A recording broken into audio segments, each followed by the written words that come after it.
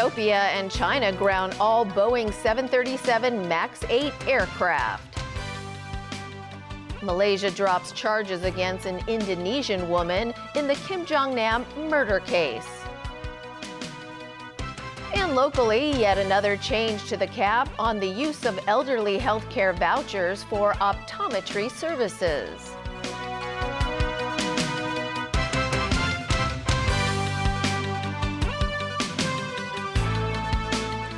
Good evening. US plane maker Boeing is facing questions after yesterday's crash of an Ethiopian Airlines 737 MAX 8 aircraft. All 157 people on board the plane died. Ethiopian and Chinese aviation regulators have now grounded all planes of the same model as a precaution. A day after a Boeing 737 MAX 8 plane operated by Ethiopian Airlines crashed into the ground shortly after takeoff, the repercussions are coming hard and fast for the aircraft's American manufacturer. Today, China's aviation regulator announced it had grounded nearly 100 737 MAX jets in the country's fleet until Boeing and US aviation authorities can guarantee the plane's safety.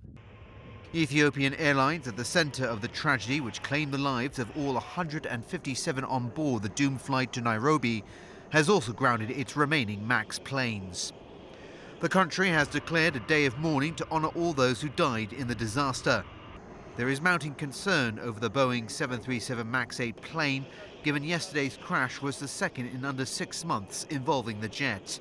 Last October, a plane of the same model belonging to Lion Air of Indonesia crashed shortly after takeoff from Jakarta.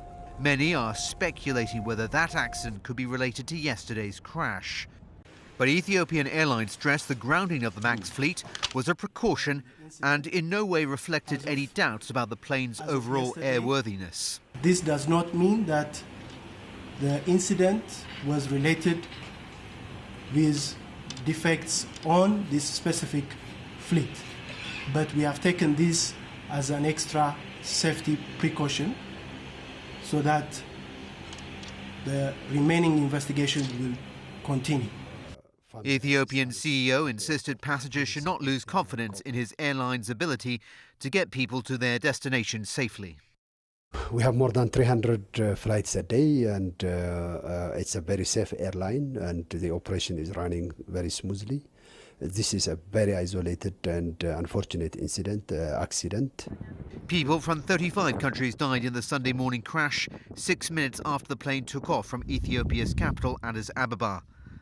Ethiopian Airlines said the senior pilot issued a distress call and was told to return, but all contact was lost shortly afterwards. Leaders of the United Nations, the UN Refugee Agency and the World Food Programme announced that colleagues had been on the plane. The UN Migration Agency estimated that 19 UN-affiliated employees were killed. And in the Kenyan capital Nairobi, a moment of silence at a UN environmental conference to remember the victims.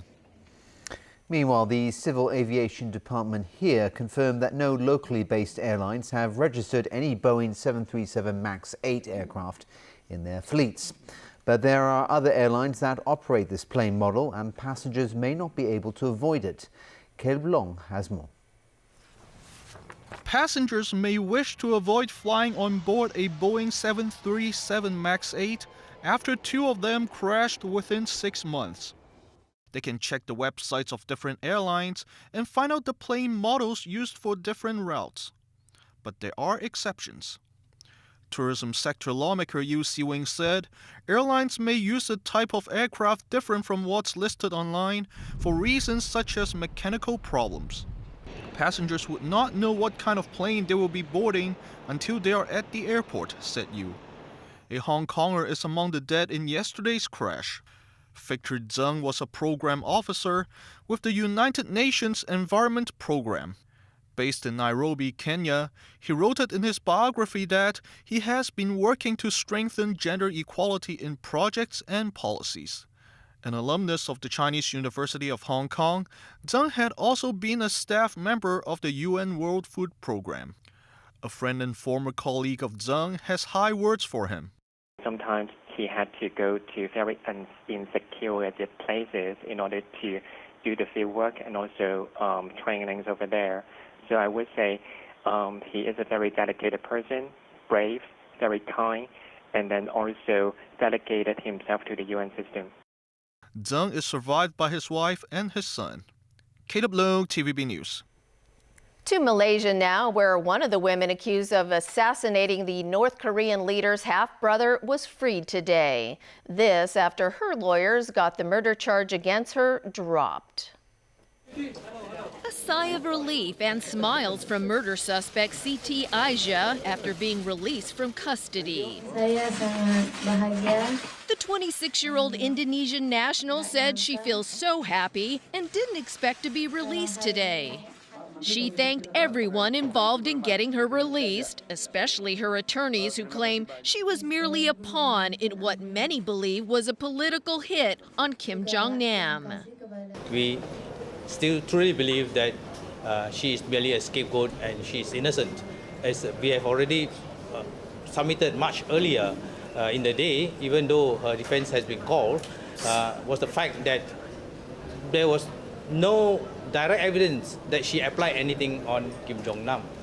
Aisyah and a Vietnamese woman were accused of smearing VX nerve agent on Kim's face at the airport terminal in Kuala Lumpur back on February 13, 2017. Both insisted they thought they were taking part in a prank for a TV show. They were the only two suspects in custody after 4 North Korean suspects fled the country the same morning Kim was killed. Her attorney said with no DNA from his client, it would have been impossible to convict her of murder. As you can see from the CCTV recording, what was purely found was merely traces of degrading products of VX, and that alone is only very circumstantial, and the fact that the clothes that were found did not have the DNA of Siti Aisyah. Indonesia's ambassador to Malaysia expressed relief. First, I believe that she's not wrong, but we respect the court law.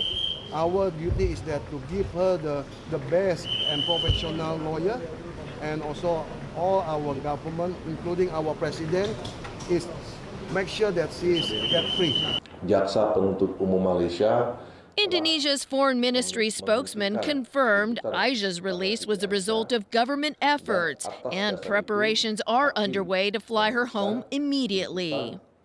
Aisyah's 30-year-old Vietnamese co-defendant still remains in custody. Her lawyers were supposed to begin presenting her defense in court starting today.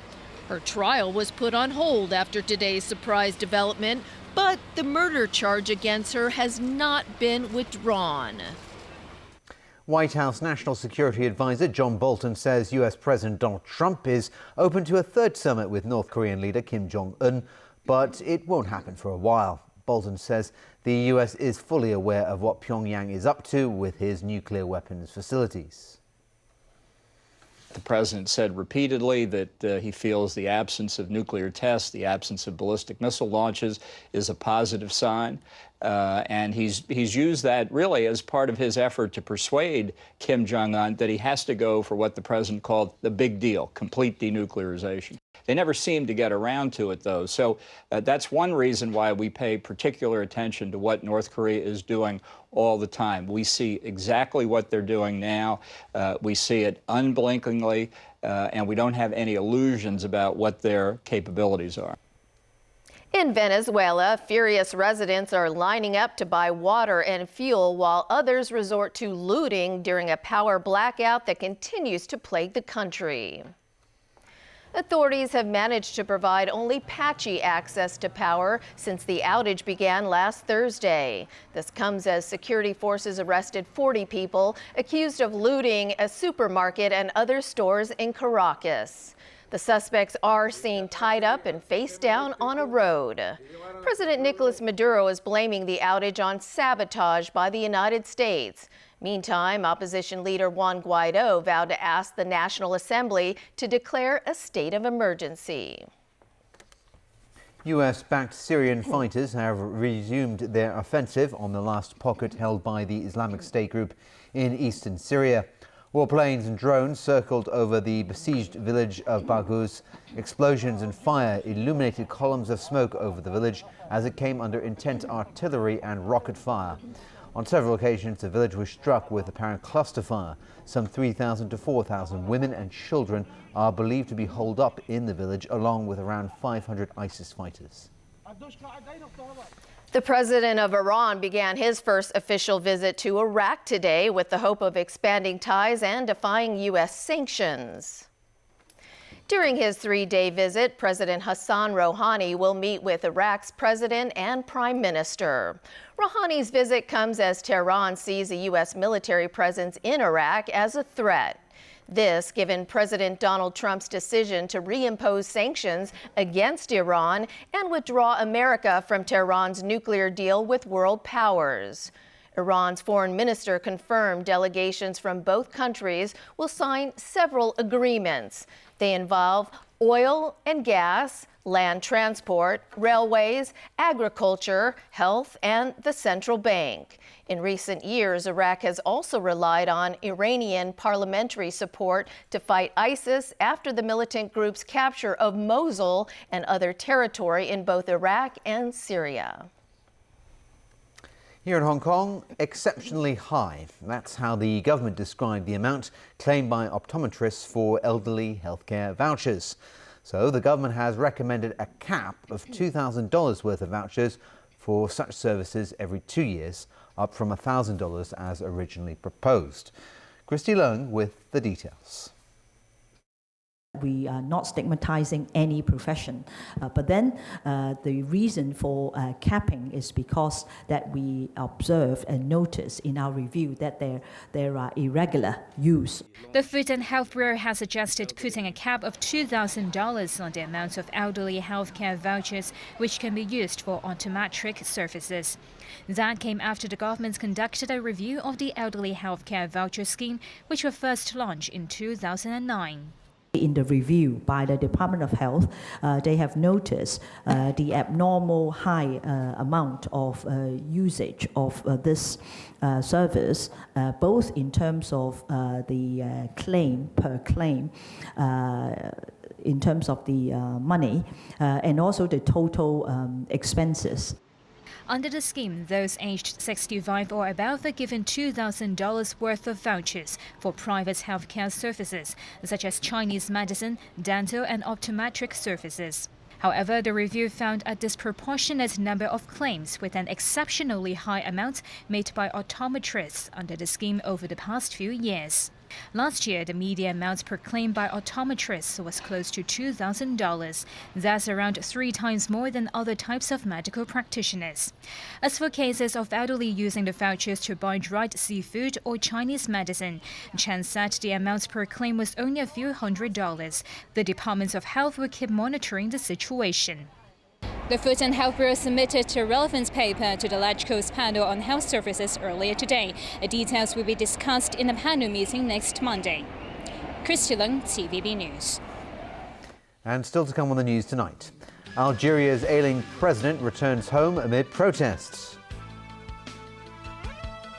ICAC's investigation chief Ricky Chu retires. And an HKUST researcher discovers thousands of new microbial species in the oceans.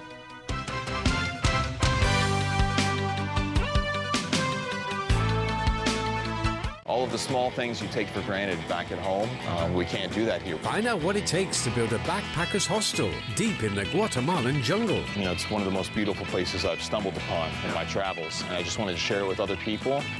Tonight, Where the Wild Men Are with Ben Fogle, Season 5 at 9:35 on Pearl. This is a new era of opportunities. The Guangdong, Hong Kong, Macau Greater Bay Area is bringing new opportunities for our young people to fulfill their dreams. The sky is the limit, and creativity can go beyond boundaries. Time flies. Time flies. So seize the opportunities. Visit bayarea.gov.hk for details.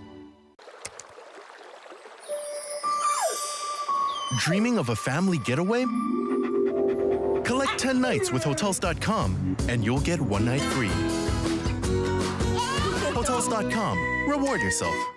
卓遠 Ackley 香港商標註冊2500蚊，中國商標2000蚊，美國商標6500蚊，歐盟商標11500蚊，提供全球商標註冊服務，免費檢索請電35212999。要開拓小朋友嘅小小宇宙，有賴營養同父母嘅培育。全新升級衛士 S26 Gold 率先推出 Alpha Lipus， 含有5大磷脂，加上母乳低聚糖 HMO， 打好學習基礎，智慧重新定義，學出超凡未來。S26 Ultima 同步新裝登場。I don't know why I'm sleeping. These people never seem to worry about what they eat or how much they exercise. Just how do they manage to stay slim? She eats rubbish, and I'm very envious of how much rubbish she eats, actually. Wednesday, the truth about slim people at 8:30 on Pearl's Wellbeing. Sydney Harbour gathers a multitude of spectators for the December 26th start of the Rolex Sydney Hobart Yacht Race. The 74th edition of this Blue Water Classic will witness an epic confrontation between the world's most powerful super maxis. A battle resolved only within sight of the finish line in Tasmania. For all 85 entries, just concluding this unforgiving challenge is reward in itself. The Rolex Sydney Hobart Yacht Race, coming soon on the Spirit of Yachting. This watch has seen moments that last a second and moments that last forever. It's seen the elements at their worst and performances that conquer all. Yet it's not until we look back that we understand that at those very moments, we were standing on the edge of yachting history. It doesn't just tell time, it tells history.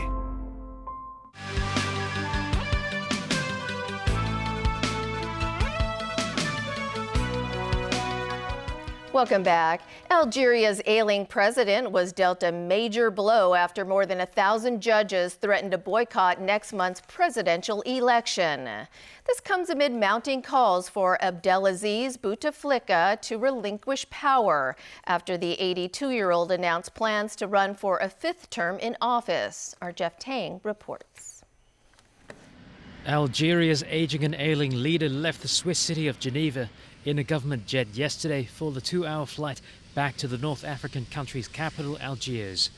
Abdelaziz Bouteflika had spent the past fortnight in a Swiss hospital for routine medical checks. But he will not be welcomed home with open arms. This as tens of thousands of people have been demonstrating for 3 straight weeks against his decision to stand in April's election. Young Algerians are desperate for jobs and angry about unemployment and corruption. They slammed the country's elderly ruling elite for still dwelling on the independence movement's victory over France instead of improving living standards for the future. Shops in the capital were closed and train services suspended as traders and workers staged a strike. The ruling FLN party urged all sides to work together to end the crisis and promote national reconciliation. Bouteflika even offered to limit his term after the election, but the protesters just want him gone. A growing number of FLN members have joined peaceful rallies urging him to relinquish power and step down. Even the military sympathizes with the public. The chief of staff said on state television that the military and the people had a united vision of the future without mentioning the unrest. That united vision wants to be rid of a stale political system dominated by veterans of an independence war against France that ended in 1962. But in what might be the final blow to Bouteflika's bid to cling on to power, more than 1,000 Algerian judges say they would refuse to oversee next month's election if the president takes part. The judges also announced they will be forming a new association. Thousands of Algerians in Paris joined the protests back home to reject another term for Bouteflika. Jeff Tang, TVB News. Back in Hong Kong, the handling of politically sensitive cases by the city's corruption watchdog has sparked public criticism in recent years. Top ICAC official Ricky Chu, who's retiring today, explained the criticisms were only due to misunderstandings. Pinky Wong reports. The Independent Commission Against Corruption, ICAC, has had trouble maintaining public trust in recent years. It all began with the reshuffling of top management in 2016. That was when former Operations Chief Rebecca Lee reportedly left over the controversy surrounding the UGL case involving former Chief Executive Leung Chun-ying. It was also during that time when Ricky Zhu returned to the ICAC as the Director of Investigation of the Private Sector, a position he was glad to take on. I think I can act as a pacifier to the staff to let them believe that, well, even an old man like me, having left the company for so long, still have a passion to come back and help the organization out. Chu had left ICAC in 2010 and served as the Secretary General of the Independent Police Complaints Council from 2011 to 2016, before returning for a second stint at the anti-corruption body. The 35-year ICAC veteran cites the Carrion Fort case in 1985 as the one that gives him the biggest sense of accomplishment. It was challenging because I estimated the length of the case would be short, while it lasted over a decade, he said. Meanwhile, the ICAC received a lot of flack after clearing Leung of any wrongdoing in 2018, following a 4-year probe into $50 million he received from Australian engineering firm UGL. Chu stands by the graftbusters' credibility.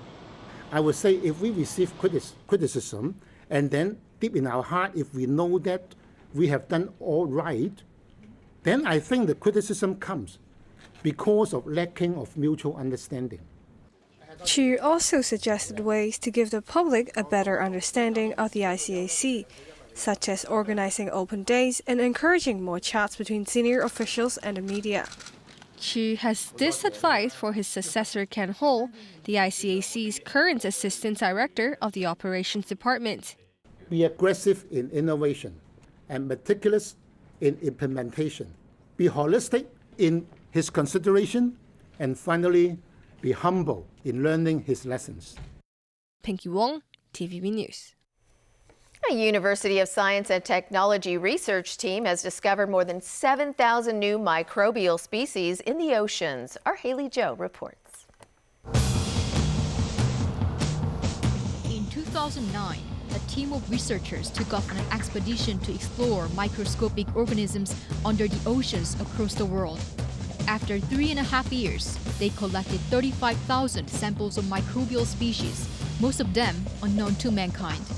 It's called the Tara Oceans, the most extensive study on marine biodiversity to date.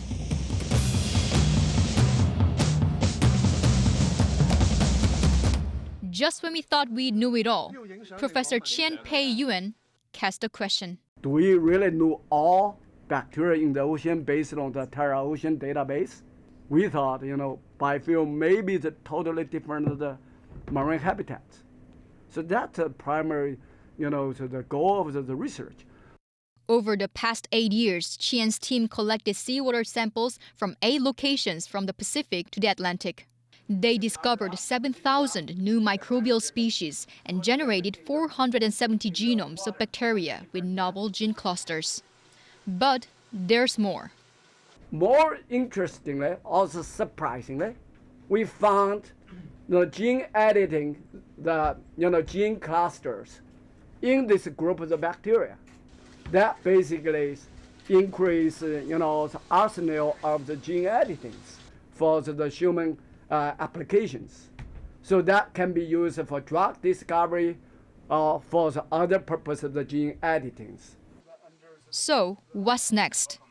And here we just touch the tip of the iceberg.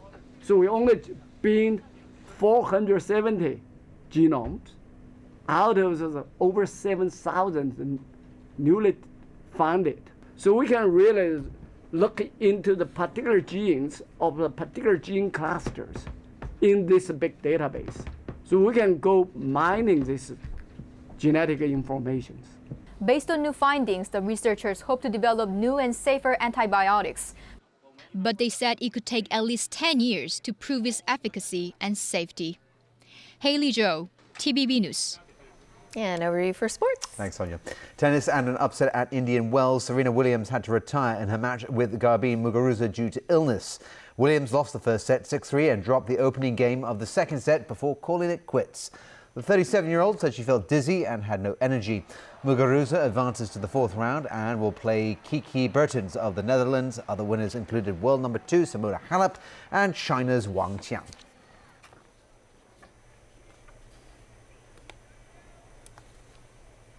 And that is a wrap of our news. Thanks for watching. Bye.